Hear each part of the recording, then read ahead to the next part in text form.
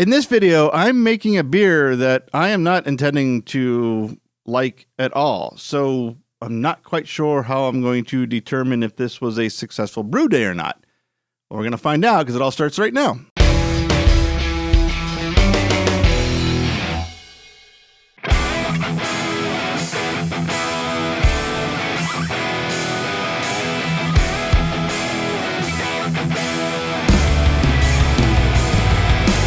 Welcome to Big Monster Brewery, the Anvil Foundry Edition. I am Matt, and in this episode, I will be making a seasonal beer, a pumpkin ale.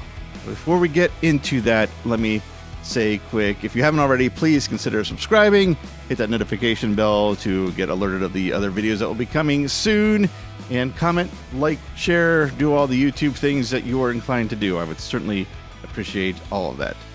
So, a pumpkin ale. This is a beer that's been requested by quite a few friends of mine as the fall season has approached. I was going to say weather, but we don't really have much of a fall weather here in Florida.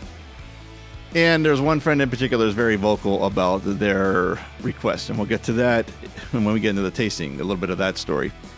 For me, I said in the beginning, it's a beer I don't like, and I guess it is true. It's not my thing. I don't drink a pumpkin ale and think it tastes horrible. I taste it and go, that's a pumpkin ale, and it's really not something that I seek out, and I don't get disgusted by it either. I'm right in the middle, I guess, in a sense. It's really just, it comes down to not being my thing, like I just said. But as much as I do enjoy brewing styles that I do like to drink, and subsequently enjoy drinking those styles, I also like to challenge myself, and I also like to learn. And I particularly like to challenge myself since using the Anvil Foundry. I like to see what it can do, what limits it may have, and maybe even limits isn't the right word, because when I hit a limit, I can see what works to continue the process by doing something different in the Foundry. It's been a lot of fun experimenting with things on the Anvil Foundry, and I found this, making this style, a good opportunity to do something different that I've never done before with the Anvil Foundry yet. And in the process, if it works out, I'll be able to give the beers out to some people that I think will appreciate it, as long as it doesn't make anyone sick. Now, not being a super fan of a pumpkin ale, I had to do quite a bit of research, mostly in the form of looking up other recipes. And the biggest obstacle that I really knew from the get-go was going to be that obstacle was how to deal with the pumpkin. What was I going to do? I found, I think, just about everything you could find in that process, starting with not even using pumpkin, just using pumpkin spices, all the way to using pumpkin in the mash or the boil or both, or using canned pumpkin, and just so many different variations on that. I ended up going with the process from an article on beerandbrewing.com called Brewing the Perfect Pumpkin Ale. I liked the idea, I liked the steps they were using, and I really liked the addition to the brew day that of something I've never done before. And the first step in that was to find the right kind of pumpkin, because this was really no surprise. Having tried to do pumpkin pies at Thanksgiving, I know that a jack-o'-lantern pumpkin is the last thing you use for food, and turns out for beer as well. This article suggested using a crooked nut pumpkin, if you can find it. If you can't, use a butternut squash. Well, I could not find a crooked nut pumpkin in the very little searching I did, but I did find a butternut squash pretty easily. So that is what I went with for this brew. Their process suggested a pound of pumpkin, or in this case, butternut squash, per gallon of beer. And while I'm going for a target of 2.5 gallons in the keg, I am going for a post-boil volume of 3 gallons, so I looked for something a little more than 3 pounds in the butternut squash, and I did find that, and I started preparing it the night before the brew day. To prepare that butternut squash, I started by cutting it in half, then I scooped out the seeds and the pulp, then I cut those halves into chunks and weighed out about 3 pounds of squash. After that, I spread the chunks out onto a baking sheet, and then I liberally added some light brown sugar on top of all those pieces. From there, I put them into a 375-degree oven and let them roast until they're soft. And in this case, that took just over an hour for 3 pounds of squash. I also took some time that night before to prepare a yeast starter, and for this beer, I am using the Y Yeast 1968 strain, which is, I believe, the London ESB Ale strain is its name. After the pumpkin was done roasting and cooled down a little bit, I cut off the skin off of each chunk, put it into a container, kept it in the fridge overnight, and then removed it from the fridge and put it on the kitchen counter the day of brewing as soon as I started so that it would reach room temperature by the time I needed it.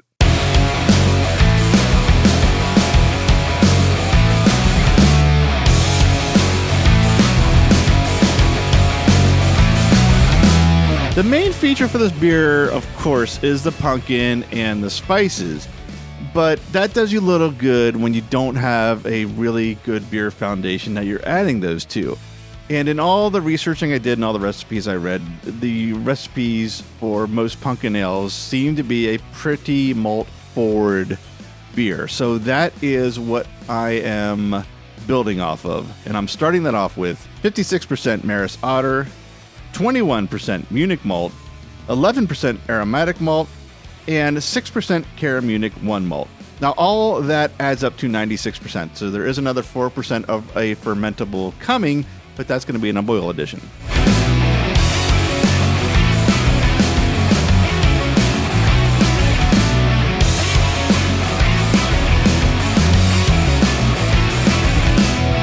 I am going for a final volume of 2.5 gallons, brewing it entirely on the 6.5 gallon Anvil Foundry, and I really want a full-bodied malty flavor on this, so I will be mashing in at 155 degrees. So once I get that strike water up to temperature, I start to mash in, and of course I start the recirculation for this entire hour-long mash. That hour is going to be split between 50 minutes at 155 degrees and then a 10-minute mash out at 168 degrees. But even with that 50 minutes, I still have some time on my hands, so I am going to get the boil additions ready like I usually do at the beginning of the mash. There is one hop addition in this recipe, and that is 20 IBUs of Fugels at the beginning, at the 60-minute mark of the boil. But there's more to add during this boil. At 10 minutes, I'll be adding 4 ounces of dark brown sugar. That's where the last 4% of the fermentables are coming in. Then, of course, are the spices, and I'm adding all of the following at 5 minutes. 2.5 teaspoons of cinnamon, a half teaspoon of ginger, and a half teaspoon of nutmeg. Then, of course, I have my usual boil additions of yeast nutrients at 10 minutes, and then a little bit of Whirlfloc at 2 minutes.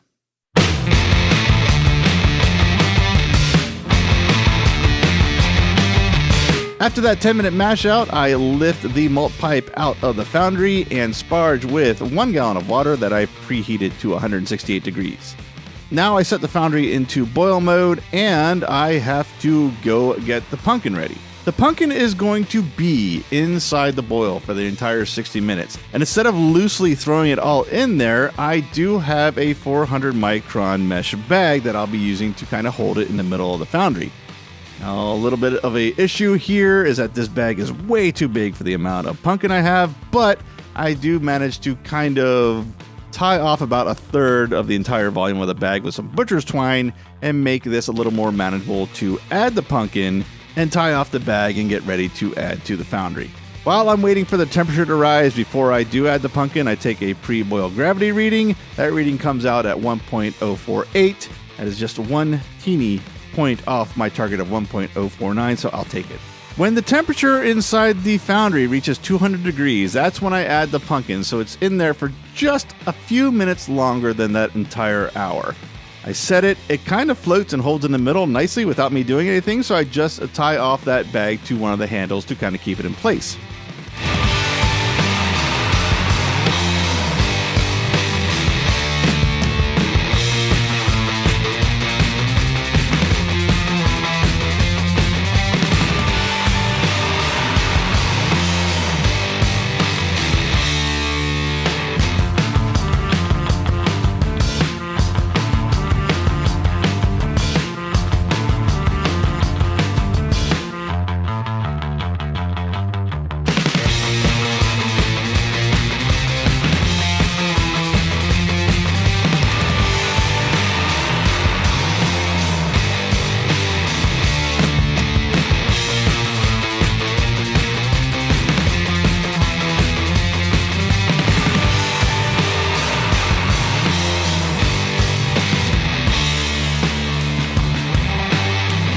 At the end of the boil, I chill the wort down below 90 degrees before I transfer it to a 3-gallon carboy.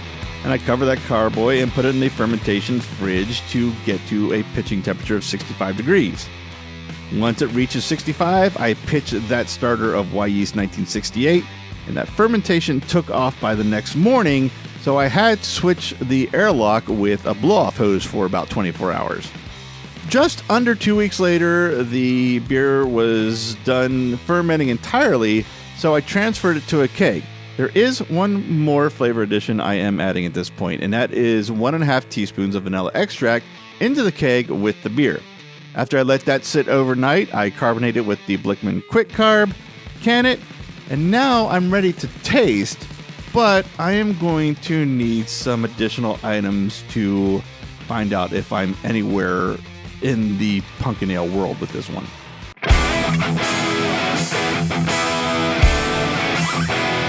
It's tasting time, and if you've seen this show before, you might know that there's usually some kind of short montage of the can and some can art and maybe some of the pouring.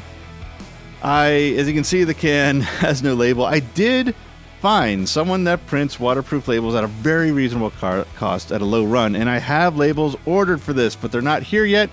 I'm already coming up on my 3rd week without a video, so I figured better to get all the footage done, and we'll just worry about labels on another one. So I do have a label for this, and I'm going to put it on the screen now so I can tell you the story. As you see, it's called Stop Bugging Me, Mary. My friend Mary is the most vocal friend that wanted a pumpkin ale. Usually, if not every time I talk about brewing, she will shout the word pumpkin directly at me. So because of that persistence, she has the beer named after her. So, all right, I'm about to pour this and taste it, but I said before we went to that little transition there that I needed something to help me figure out if I was in the right realm. And this is what I grabbed. I have 2 commercial pumpkin ale beers here. I'm not going to say what they are. It doesn't matter. But they're 2 established pumpkin ales. Chances are, if you're a pumpkin ale fan, you've had both of these. You can certainly find them on the shelves every, I guess, Halloween. I'm not sure if they're still out there now. We might be getting into Christmas ale territory. But I have these poured and ready to see if I am at least in the same... Well, did I even hit the target? It's not going to be a bullseye, but did I at least hit the target? Let's see. What kind of hiss we got? A good hiss, which always does make me happy with these cans. I know I have a good seal, so I'm going to try pouring this towards, well, in front of the camera. Get something different. This is a different glass than I usually use. I saw it sitting on the counter after my wife was rearranging the cabinet, and I believe it was a gift from someone. Like, it had something in it along with the glass. I did wash it and rinse it, but it's still got that bubble problem. I've never actually looked up how I should be washing beer glasses. I know there's a certain way to do it. I think this has now prompted me to do it, because this is the 2nd time at least that I've shown a kind of what looks like a gross glass, but I know it's clean. I just washed it. But all right, besides the glass, let's get to the tasting. I'm going to taste what we have. I'm going to find out what family it should be in. So here we go.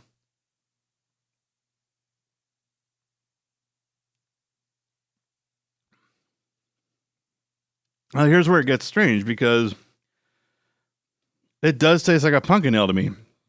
The first thing that, honestly, the first taste I get is the spices. I think I'm getting more ginger than cinnamon. I'm definitely getting cinnamon, but I think the first thing I taste is ginger, followed by the cinnamon, which is a little surprising considering I think there's technically 5 times as much cinnamon in here, but it's not lacking of cinnamon at all.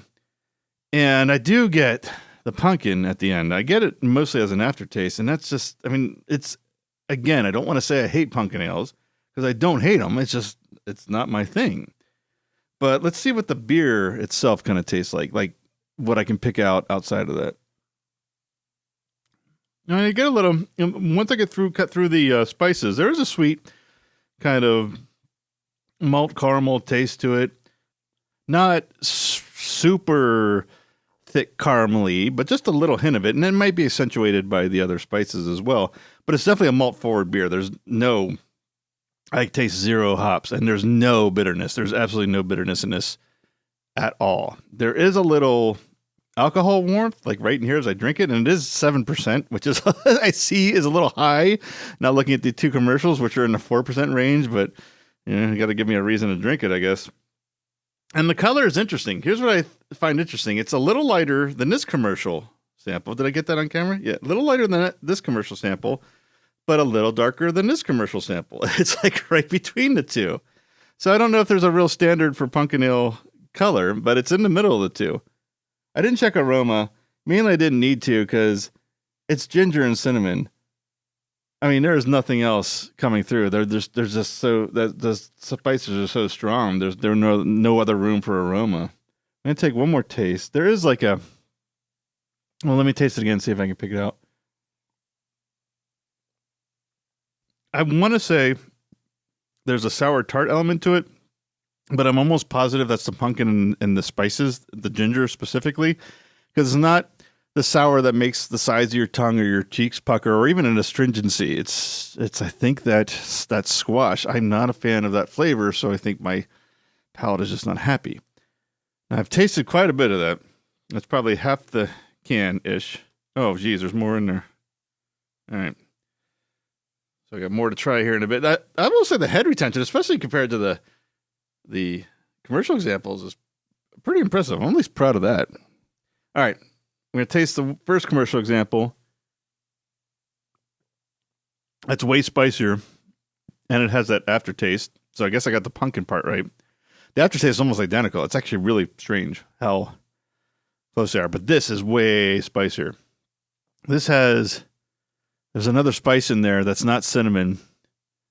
I'm not sure what, is it aniseed that tastes like licorice? Because it does kind of a licorice taste to it. It might be that.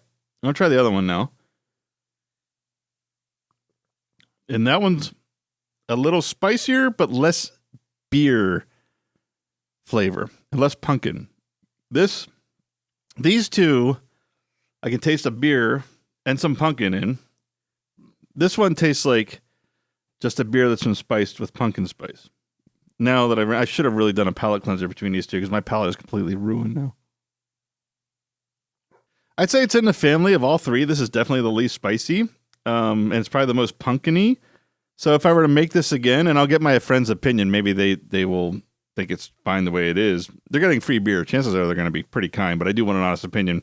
If I were to make this again, now having tasted these, I would definitely up the spices, maybe add something else. I don't know what. Maybe look at a pumpkin pie recipe and see what's in a pumpkin pie. But it definitely, I think, needs more spice. But I would say if the target is a yellow bullseye, the next ring is red, and the next is white, the next is blue, maybe at best my arrow hit between the blue and the white. Probably more in the blue. But I don't think I missed it. I don't think my arrow is over in the neighbor's tire, and now he's coming after me with the tire iron. So I think I'm safe there. So that is it for this episode. I would love to say I'll finish this. I don't know. I know I'm not going to finish these, and it's nothing against them. It's just not my thing. But I'll have one more sip to say cheers and happy autumn season, everybody. And yeah, that's it. Let me know what you think of pumpkin ales. Am I alone in this? Is it just not my thing? Do you have a favorite? Is there something you do with your pumpkin ales? A certain spice that's not in the common three I put in? I'd love to know. Leave it in the comments. Because like I said, as much as I love brewing beers that I love learning about them. And sometimes that takes me on to challenges of making beers that aren't necessarily for me. So I'd love to learn more. So please share anything you've thought of as you've seen this. So with that, let me say thank you for watching, and I will see you in the next episode.